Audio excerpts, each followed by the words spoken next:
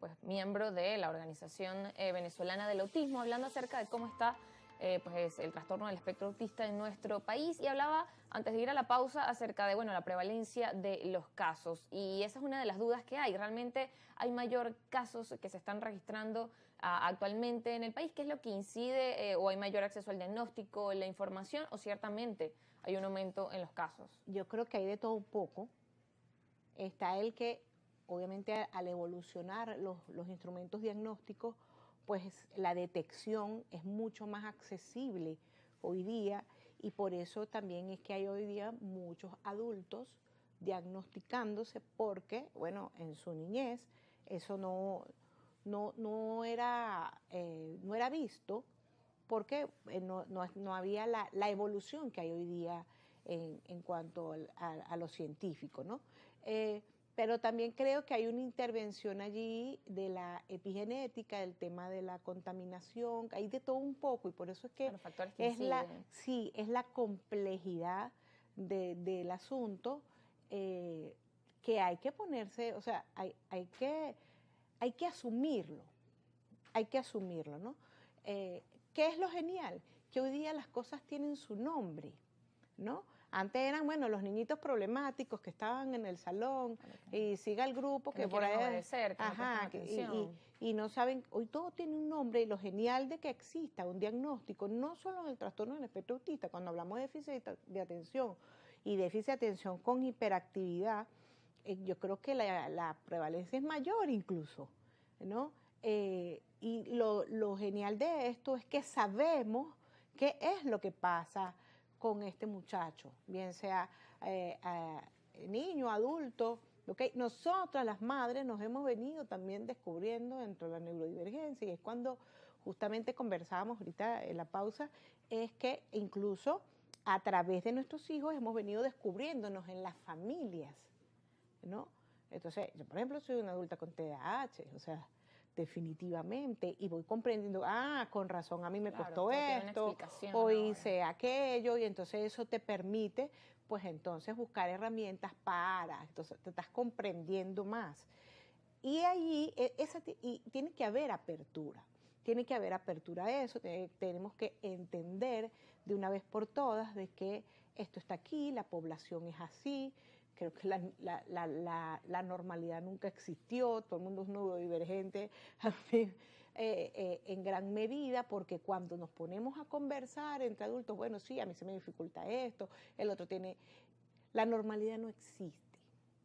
Y es lo que hay que asumir, que hay estar abiertos a esa diversidad alta y resistencia, hay una alta resistencia hacia esta realidad, y necesitamos de mucho compromiso, sobre todo de quienes garantizan los derechos de esta población. O sea, tiene que haber un compromiso y una voluntad política en el país para la aplicación y garantía de los derechos de las personas, no solo con trastorno del espectro autista, con la discapacidad en general. Entonces, uno de nuestras misiones, que siempre digo, es que tenemos que deconstruir la concepción que se tiene ante el que funciona distinto. O sea, generacionalmente el que funciona distinto es visto como una carga, como un problema, como una tragedia, como una vergüenza.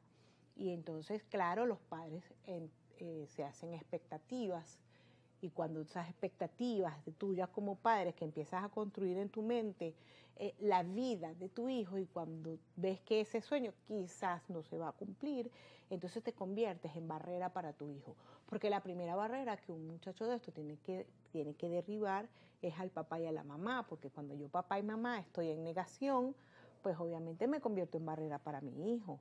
Y eso, cuando uno se lo dice a los padres, se escucha fuerte, claro, pero hay que decirlo para empezar a tener conciencia.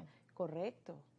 Entonces, y en este tema que menciona de tomar precisamente esas medidas desde la política, esas medidas desde el Estado, que aplica en todas las instancias, que va desde esas normativas a cómo se estructuran desde las instituciones educativas, porque eso mencionaba, por ejemplo, de los docentes, el prepararse, el adquirir esas herramientas es importante, porque es como estar preparados para tener esa inclusión, para tener esa comprensión y tener también los espacios adecuados para cada una de estas personas.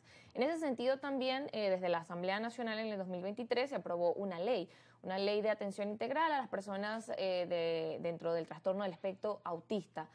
¿Cómo ven ustedes el tema de esa ley? ¿Cómo ha avanzado? ¿Cómo se ha aplicado? ¿Y qué sigue también haciendo falta desde el ámbito político, por ejemplo, desde esa principal instancia que es, por ejemplo, la Asamblea Nacional?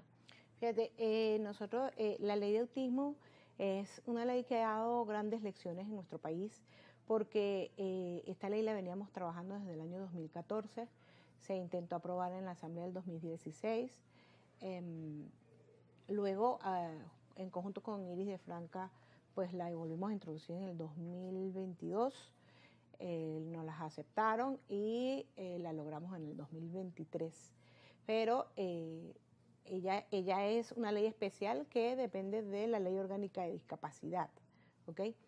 ¿Qué sucede? El siguiente paso de esa ley es con la construcción del reglamento, y este reglamento aún no lo han terminado de construir. Además de eso, tiene que haber una actuación de las instituciones públicas, o sea, de los ministerios, no solo el Ministerio de Educación. El Ministerio de Educación Superior juega aquí un papel importantísimo. Nosotros pedimos entrevistarnos con el ministro, pero aún no nos han dado audiencia. ¿Por qué? Porque realmente la raíz tiene que ir del Ministerio de Educación Superior. ¿Y por qué tiene que ir al Ministerio de Educación Superior? Porque allí es donde se forman los formadores, ahí es donde nacen las carreras universitarias. Entonces tiene que haber una actualización de los currículos de las carreras en este país, no solo en el ámbito educativo. Por ejemplo, en el ámbito de salud, los médicos, las enfermeras, todo lo que significa personal de asistencia. Además de eso, el personal de rescate, los que son bomberos, rescatistas, el área de seguridad, policías, guardias, todos estos tienen también que saber de la condición, y no solo allí.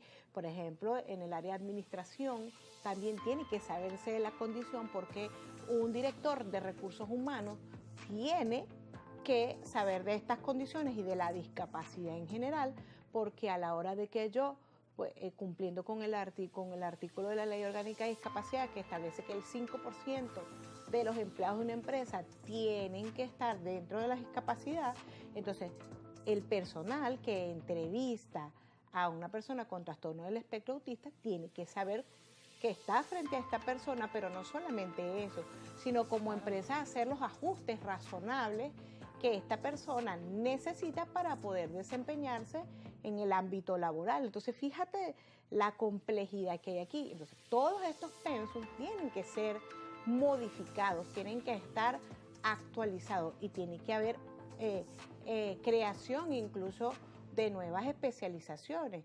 Por ejemplo, el Pedagógico de Caracas, que es una institución por tradición donde se forman los docentes en Venezuela, no está la especialización en autismo, o sea, esa mención no existe. Está dificultades del aprendizaje, claro, está la discapacidad cognitiva o lo que antes llamaban retardo mental, pero autismo no hay. Hacen diplomados, cosas, pero esa especialización no existe en el Pedagógico de Caracas. Entonces, mira lo complejo. Y otra cosa es, por ejemplo, veníamos hablando de Anillo en el Camino, ¿quién ampara al estudiante universitario? ¿No? Nuestros hijos ya están en la universidad y han tenido situaciones, y es difícil encontrar en qué ampara un estudiante universitario, y un estudiante universitario con discapacidad, porque cuando están en edad escolar, pues bueno, tenemos las instancias del Ministerio de Educación, que en este caso son los Centros para la Calidad Educativa, que era lo que antes llamaban distrito escolar, zona educativa. Está las defensorías escolares, está el Consejo de Protección, pero ¿quién ampara al estudiante universitario? Claro. Hay trabajo que queda por hacer. Hay demasiado trabajo que hacer, y está también el área de las familias. Okay. Nos corresponde ir a la pausa. Al regreso seguimos conversando. Realmente hay mucho trabajo por hacer, y también mucho por conversar acerca de cómo trabajar con todos los que están dentro del trastorno del espectro autista. Como usted decía, no solo los niños, sino esos niños que van creciendo y ahora pues necesitan condiciones en cada uno de los ámbitos donde están. Vamos a la pausa.